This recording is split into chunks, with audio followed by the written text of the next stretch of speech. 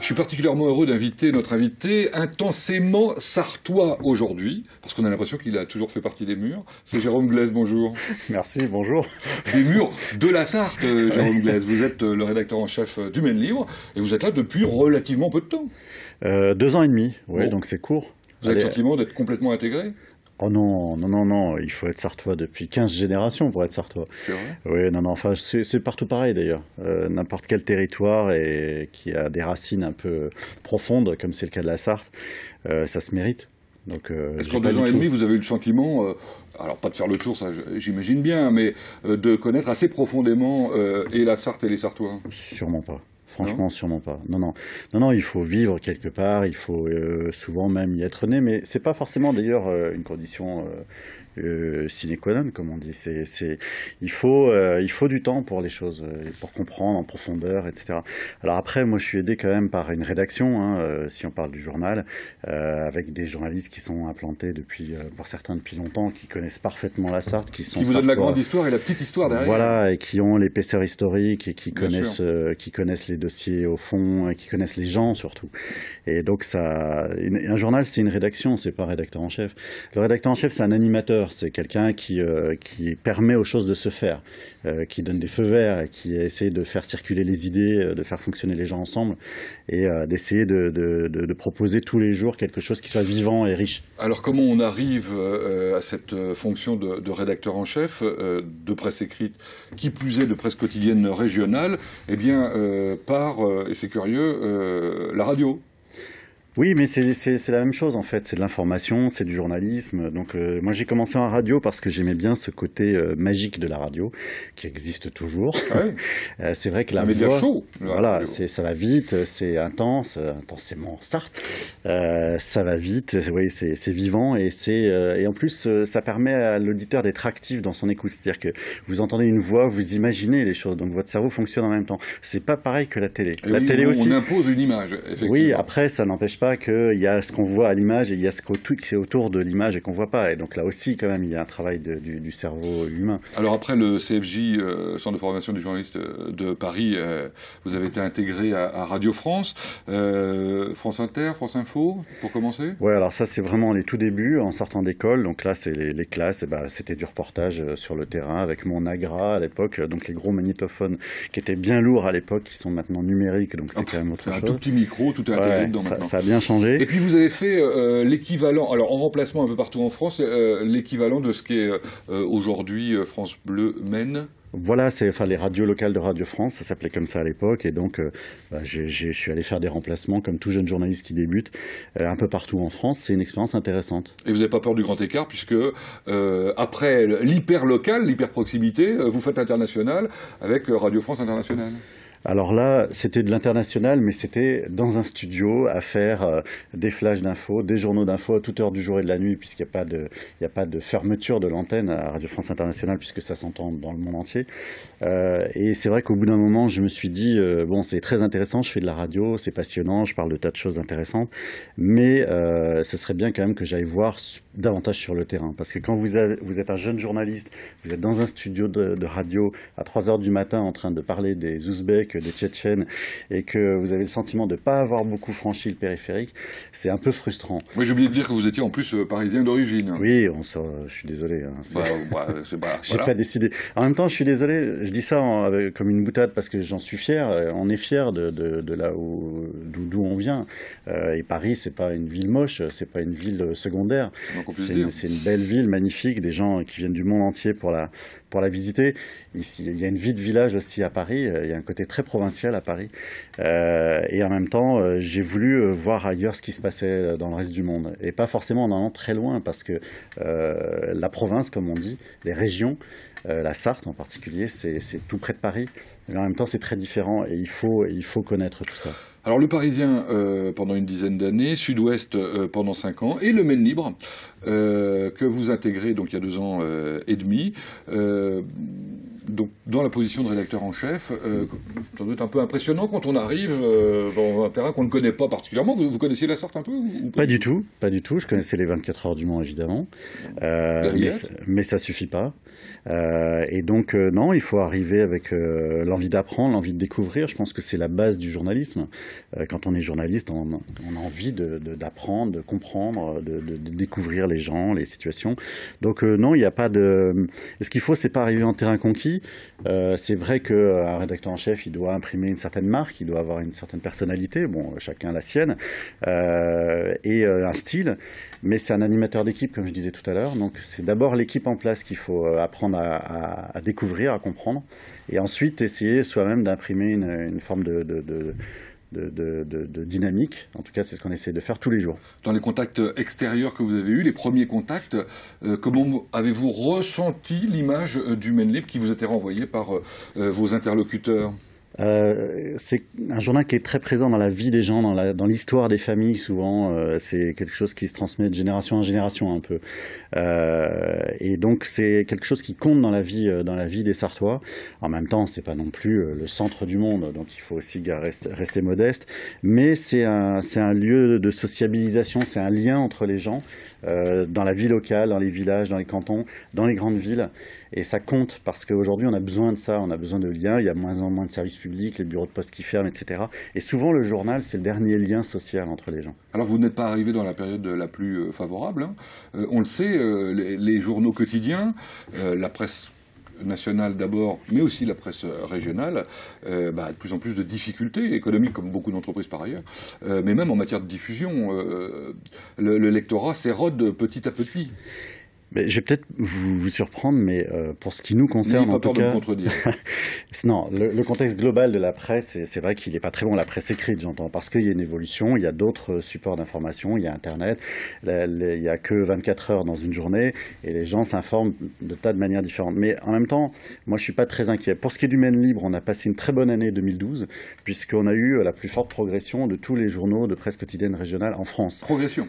Voilà, on a eu, alors vous allez me dire, le chiffre n'est pas très impressionnant, on est un peu en dessous de plus 1%. Mais plus 1% dans un marché global de la presse quotidienne régionale qui est plutôt à moins 5, voire moins 10 pour certains titres. C'est une excellente performance. C'est une très bonne performance. Donc ça, c'est dû au travail de la rédaction, des ventes, de la promotion, de la publicité aussi, parce que c'est un vrai support publicitaire qui est apprécié par les annonceurs. Donc tout ça, ça fait qu'un journal comme le nôtre fonctionne bien.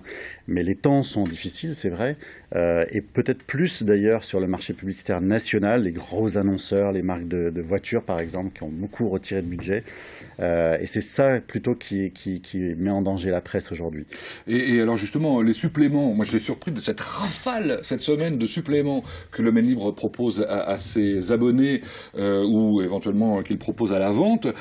Ça a commencé par un supplément sur l'orientation, cette semaine. Ouais. Un autre ensuite, je pense, sur les vacances en Pays de la Loire. Alors c'est fait avec l'ensemble des journaux de la Loire. Hein. Un supplément sur l'habitat, également aujourd'hui jeudi pour ceux qui nous voient en direct. Et puis des suppléments à la vente. Évidemment, vous surfez là sur l'actualité, en l'occurrence l'histoire des papes. Et puis un autre supplément, enfin je ne sais pas si on appelle ça supplément d'ailleurs, c'est un petit rapport, hors série. Ouais, hors série. Hein. Sur la télé de notre enfance, quoi. Oui, alors vous voyez que la télévision, on l'aime, donc on en parle. C'est vrai que... Il n'y a pas LMTV dans la télé de notre enfance, puisque ça n'existait pas à l'époque. Ça n'a que 20 ans ou presque.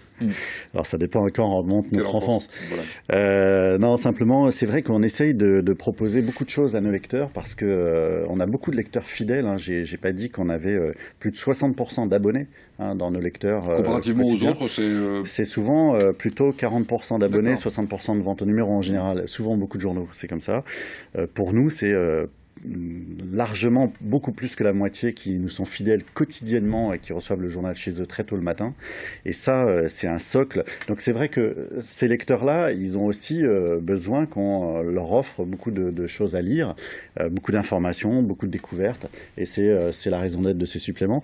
En particulier celui sur l'histoire de la télévision, où là, évidemment, on touche à à l'enfance, on l'a dit, et la télévision, ça fait partie aussi, comme la presse écrite, de la vie des gens au quotidien. Notre culture commune, parce qu'il y avait peu de chaînes à l'époque, donc on a tous plus ou moins les mêmes souvenirs. Là, on parle pour les plus vieux d'entre nous, bien évidemment, hélas. Deux mots sur le journal d'aujourd'hui, évidemment, on titre sur la nomination du nouveau pape François. J'étais surpris de voir que l'éditorial était signé de vous, parce qu'on pouvait imaginer que cette une était une une commune à l'ensemble des journaux de l'Ouest et qu'un éditorial de ce type pouvait se faire par un rédacteur en chef régional. Oui, mais en fait, en même temps, c'est un journal global, c'est-à-dire qu'on parle de tout, on parle de ce qu'il y a de tout près de chez nous. Ça commence comme ça, ce journal. C'est toutes les premières pages, une grande partie du journal, de la première page jusqu'à assez loin dans le déroulé, comme on dit, c'est l'information locale. Mais on parle aussi de l'information nationale et internationale. Les gens n'ont pas le cerveau cloisonné. Donc voilà. Et, enfin, ça veut dire que vous avez une grande indépendance quand même dans la manière d'organiser votre journal localement. Oui, parce que vous mettiez en commun donc avec les autres, je le disais. Les autres étant, le Courrier de l'Ouest et Presse Océan. Le Manib fait partie effectivement d'un groupe qui lui-même fait partie du groupe Ouest France, qui est quand même le plus grand journal de presse quotidienne régionale en France, 800 000 exemplaires tous les jours, c'est considérable. Donc on fait partie de ce groupe-là, et donc effectivement, chaque titre a son autonomie. On a vraiment chacun nos rédactions, chacun notre indépendance éditoriale. Tout ça, ça se passe évidemment dans le respect d'un esprit général de ces journaux, qui est quand même respectueux d'abord de l'être humain. Mais donc sur un sujet comme celui du pape, évidemment que je peux écrire et donner le point de vue du journal Le Manib. Bon, vos points de vue sont toujours très intéressants, je tiens à le souligner, ça se lit toujours avec voilà, beaucoup d'intérêt. Alors maintenant, c'est la deuxième partie de cette rencontre, on va essayer de voir un peu comment vous ressentez ce département et comment vous l'avez ressenti particulièrement à travers voilà, des lieux, des événements, des personnes. Quand je vous ai demandé quels ont été depuis 2 ans et demi les événements marquants de votre présence ici, enfin qui vous ont marqué, c'est d'abord, je suis surpris, l'inauguration du MM Arena. On va en voir quelques images. Oui, parce que ça s'est produit quelques mois après mon arrivée, et en fait j'ai retenu cet événement-là parce que, bon, d'abord on en parle beaucoup en ce moment, du football, du Mans FC, etc., et de ce stade qui pose bien des interrogations pour la suite, notamment sur le plan financier évidemment, mais c'était un événement de la vie locale, c'est-à-dire que pour la population d'un département ou d'une ville comme la Sarthe et le Mans, c'est un événement considérable, ça fédère, et je me souviens, j'étais dans ce stade le jour de l'inauguration avec ce match face à Ajaccio, et c'était un événement pour tout le monde. On attendait ça, tout le monde attendait ça depuis longtemps. Alors il y a évidemment tous ceux qui regrettent le stade Bollé, il y a des tas de raisons de regretter ce stade. Ça n'a pas été regretté longtemps. Non, mais il y a beaucoup de nostalgie autour de ce stade, de ce qu'il a représenté, il faut pas l'oublier. Mais c'est vrai, cet équipement, c'est aussi un symbole, c'est un développement, c'est une marche en avant, c'est une communauté qui avance, qui prépare son avenir. Tout ça, c'est fort sur un territoire. Donc c'est vrai que quand on a 25 000 personnes comme ça dans un stade qui célèbrent cet événement-là, c'est un moment évidemment très fort. Deuxième événement marquant pour vous, ça a été la fin du gouvernement Fillon, tout simplement, parce que du coup François Fillon, vous l'avez rencontré, vous l'avez interviewé. Oui, parce que effectivement, le fait d'avoir là aussi une figure d'un département qui occupe de très hautes fonctions comme celle de Premier ministre, c'est important pour le rayonnement d'un territoire. D'ailleurs, le fait d'avoir eu ce Premier ministre, d'avoir eu François Fillon à Matignon, c'était une période où la Sarthe était souvent mise en avant. Donc c'est une fierté pour un territoire, quelles que soient les opinions politiques, c'est pas ça qui rentre en jeu, on peut être contre. C'est mieux qu'un ministre de l'Agriculture. Non, c'est bien aussi, parce que ça veut dire que c'est aussi une forme de reconnaissance des territoires. D'ailleurs, c'est une grande tradition en France d'avoir des ministres qui viennent de tout. Il y a une centaine de départements, on ne peut pas avoir son ministre. Non, mais chaque région, souvent, est représentée, et chaque Premier ministre y veille quand il constitue son gouvernement. Bon, autre moment fort, toujours du foot. Alors, voilà, de votre part, ça me surprend, parce que je ne sais pas. Vous êtes sportif, d'ailleurs ? Bien sûr, ça se voit, je fais du sumo. C'est l'échec de Le Mans FC face à la remontée. Et là, vraiment, ce match, vous l'avez encore en tête, quoi. Oui, il y a le match contre Vannes qui signe finalement l'échec de la remontée en Ligue 1, alors que tout le monde, on avait la chance à portée de main qu'on menait cette rencontre et qu'au dernier moment, dans les dernières minutes du match, tout se renverse. Je ne suis pas forcément passionné de sport, mais je comprends l'intérêt que peut susciter le football chez les passionnés. Et je trouve que, alors évidemment, on en sourit, les supporters, etc. Il y a toujours quelque chose d'excessif un peu, ça peut faire sourire. Mais en même temps, il y a beaucoup de sincérité, beaucoup d'engagement de la part de ces gens-là, qui sont tout le monde.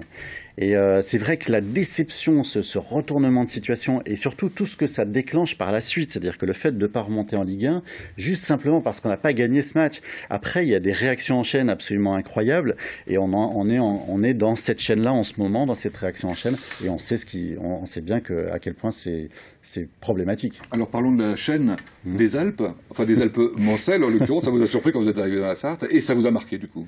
Oui, c'est un des premiers endroits qu'on m'a conseillé d'aller voir. Ouais. Il y avait une assistante de la rédaction qui est partie à la retraite depuis et qui m'a dit vraiment, s'il y a quelque chose à découvrir en premier en Sarthe, c'est les Alpes mancelles. Donc moi, je suis quelqu'un de très obéissant. Je suis allé dans les Alpes mancelles. Et alors, oui, c'est un bel endroit et c'est surtout une image de diversité dans ce département. C'est-à-dire qu'il y a des paysages très variés. Ça peut être très plat, ça peut être très vallonné comme là. Moi qui arrivais de la Dordogne avant, où j'étais à Sud-Ouest, et ça m'a un peu rappelé la Dordogne. Et donc du coup, c'est un beau souvenir, c'est des beaux endroits. Mais il y en a plein d'autres en Sarthe, il ne faut pas faire de jaloux. Et dans les monuments et les bâtiments, c'est les Paux qui vous impressionnent? Oui, parce que je trouve que l'abbaye de l'Épau, qui a beau être aujourd'hui un bâtiment administratif pratiquement, puisque c'est le siège du Conseil général, en tout cas là où se tiennent les sessions du Conseil général, et diverses manifestations profanes, on va dire, et bien malgré ça, c'est un lieu qui garde quelque chose d'unique, de différent, et je sais pas, il y a des vibrations dans ces endroits-là, qu'on soit croyant ou pas d'ailleurs, c'est pas le sujet. Il y a dans la disposition des lieux, on sent qu'il y a une histoire, il y a quelque chose sous nos pieds et on le ressent physiquement. Et ça incite, je trouve, surtout dans une période comme celle-là où il y a beaucoup de tumulte, beaucoup d'inquiétude, etc. C'est des endroits, je trouve, où on peut se retrouver d'une certaine manière sans même forcément être dans une démarche de prière ou religieuse, mais simplement c'est un endroit qui vibre. Voilà. Bien, je vous propose de nous faire une petite conclusion maintenant sur les Sartois. Vous êtes quand même intensément sartois, au moins un peu, quelque part. Les Sartois, eux, ils sont comment? Alors moi je dis souvent que les Sartois, ils sont très fiers de leur territoire, avec raison. Ils sont assez orgueilleux. Ils n'aiment pas qu'on dise du mal de leur territoire, de leur département, mais ils ont beaucoup de mal à en dire du bien. Et ça me frappe beaucoup. Et je trouve que quand on est fier comme ça, avec raison, parce qu'il y a des tas de raisons d'être fier d'être sur ce territoire, avec toute son histoire, tous ses savoir-faire et toutes ses réussites, il ne faut pas hésiter à le dire ailleurs, autour de soi. Ne soyez pas timide. Voilà, mais c'est vrai que c'est souvent quand on arrive de l'extérieur qu'on voit les belles choses. Et moi, je dis souvent aux gens que je rencontre, mais vraiment, regardez autour de vous tous les atouts qu'il y a dans ce département. Bon, vous y resterez combien de temps? Ah, j'en sais rien, ça c'est pas moi qui décide. Non, mais je suis pas de passage, je suis ici et maintenant. Et il faut profiter de l'instant présent et des choses telles qu'elles se présentent. Voilà. Et je suis vraiment dans cette démarche-là. Je suis pas sartois de naissance, et il y a que les Sartois qui pourront me dire un jour peut-être, oui, vous êtes sartois. C'est pas moi qui pourrais le dire. Merci Jérôme Glaise. Vous êtes le bienvenu quand vous voulez, évidemment, pour nous parler comme ça de la Sarthe. En plus, je pense que nos téléspectateurs apprécient. À très bientôt. Quant à nous, on se retrouve dans une semaine pour un Noël intensément Sarthe.